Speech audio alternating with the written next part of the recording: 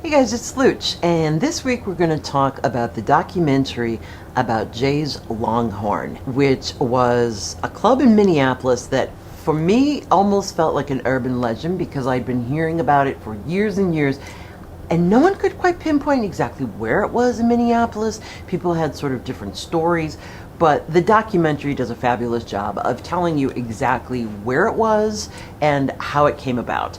It was the late 70s, 76, 77, and at that time, probably everywhere, but in Minneapolis, you really couldn't play a club unless you were playing covers.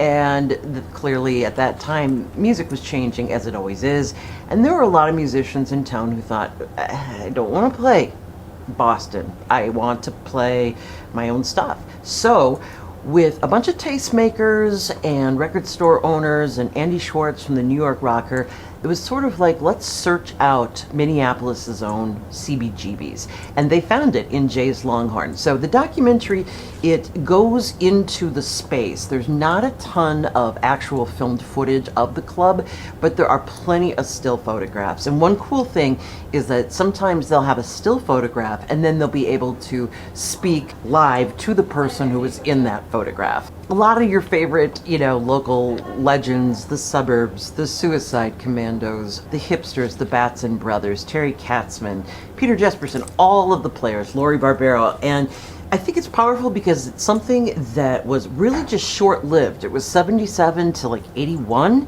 before the ownership changed, and yet it packed such a huge punch. They drew national acts as well as giving the opportunity for these local bands like Flamingo and the Suburbs to have a place to play, and Curtis A, of course, ruled the joint. But they had these national acts come in, and funnily enough, the only film footage I think they have is of Iggy Pop. And I won't give it away, but it's a great part of the story. It is directed by Mark Engebretson, who I'm assuming was, as he labels people, a scenester. Whenever somebody wasn't in a band or attached to a band, but they are talking, they're called scenesters.